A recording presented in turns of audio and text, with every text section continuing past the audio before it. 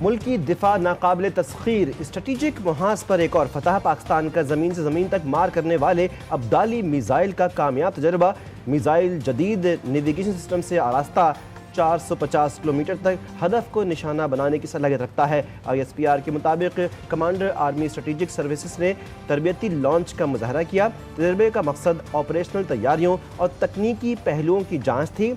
صدر مملکت اور وزیر اعظم کی میزائل کے کامیاب تجربے پر مبارکباد۔ LOC کے قریب آزاد کشمیر میں دہشت گرد کیمپوں کا بھارتی بے بنیاد اور جھوٹا پروپیگنڈا۔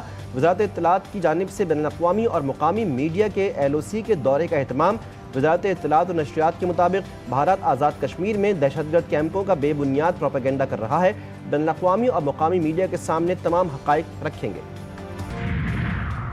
اور مودی کی نوٹنکی بے نقاب، کولمبو میں پاکستانی ہائی کمیشن کے باہر مودی کے جعلی ڈرامے کا پول کھل گیا۔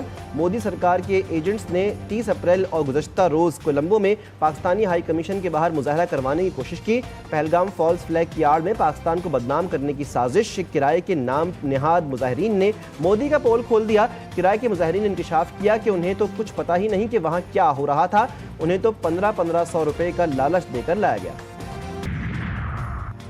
وزیراعظم شہباز شریف سے ترکیہ کے سفیر کی ملاقات، ترک صدر رجب طیب اردوان کے لیے نیک خواہشات کا اظہار۔ خطے کی موجودہ صورتحال میں پاکستان کی حمایت پر ترکیہ کی صدر کا شکریہ ادا کیا۔ شہباز شریف نے کہا کہ پہلگام واقعے کے بعد ہندوستان کی اشتعال انگیزی کے باوجود پاکستان کا رد عمل ذمہ دارانہ رہا، بھارت ثبوت میں ناکام رہا۔ ترک سفیر کی خطے کی سلامتی کے لیے موجودہ بحران میں تحمل سے کام لینے کی اپیل۔ نائب وزیر اعظم اسحاق ڈار کا ایران کے وزیر خارجہ سے ٹیلی فونک رابطہ، خطے کی بدلتی صورتحال پر بریفنگ۔ بھارتی الزامات یکسر مسترد، یونانی وزیر خارجہ کا خطے میں کشیدگی بڑھانے سے گریز، امن برقرار رکھنے پر زور۔ اسحاق ڈار نے کہا بھارتی پروپیگنڈا، غیر قانونی یک طرفہ اقدامات خطے کے امن کے لیے خطرہ ہے۔ نائب وزیر اعظم کا سوئس وزیر خارجہ سے بھی رابطہ، علاقائی سیکورٹی صورتحال پر تبادلہ خیال۔ اسحاق ڈار نے پاکستان کا شفاف بین الاقوامی تحقیقات کا مطالبہ دہرایا۔ سوئس وزیر خارجہ کے امن کے لیے پاکستان کے موقف کی حمایت۔ بھارت کا ایک اور مذموم منصوبہ، زیر حراست معصوم پاکستانیوں کو جعلی مقابلوں میں استعمال کرنے کا منصوبہ۔ مختلف جیلوں اور ایجنسیوں کی قید میں موجود پاکستانیوں کو قتل کر کے سرحد پار دہشت گرد قرار دیا جائے گا۔ بھارتی میڈیا روایتی انداز میں ان افراد کو پاکستان سے آنے والے دہشت گرد ظاہر کرے گا۔ بھارتی حکومت اور میڈیا پر جنگی جنون سوار حملہ کیا تو دو ایٹمی طاقتوں میں جنگ کی خطرناک صورتحال ہوگی۔ خطے میں عدم استحکام کے متحمل نہیں ہو سکتے۔ امریکہ میں پاکستانی سفیر رضوان سعید شیخ کہتے ہیں امریکی صدر ڈونلڈ ٹرمپ مسئلہ کشمیر کو حل کرنے کے لیے اقدامات کریں۔ مسئلہ کشمیر دونوں ملکوں کے درمیان نیوکلیئر فلیش پوائنٹ ہے۔ بھارت کو پہلگام حملے کی غیر جانبدار شفاف تحقیقات کی پیشکش کر دی۔ کہا پاکستان بھارت کی جانب سے پانی بند کرنے کو جنگی اقدام تصور کرے گا۔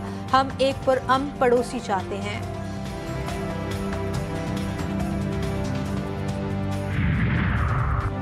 پاک بھارت کشیدگی، عالمی برادری کی تشویش بڑھنے لگی۔ سلامتی کونسل کا اجلاس بلائے جانے کا امکان۔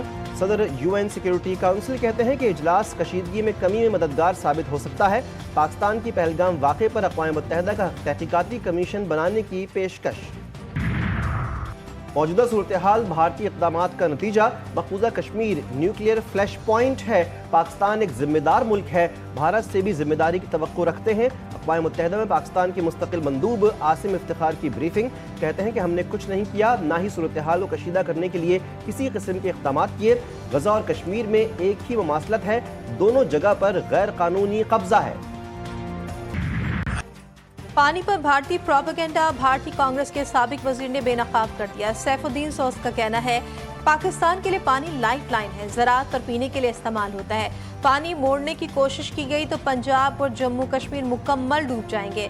سنتاق معاہدے کی خلاف ورزی، دونوں ممالک کے درمیان کھلی جنگ ہوگی۔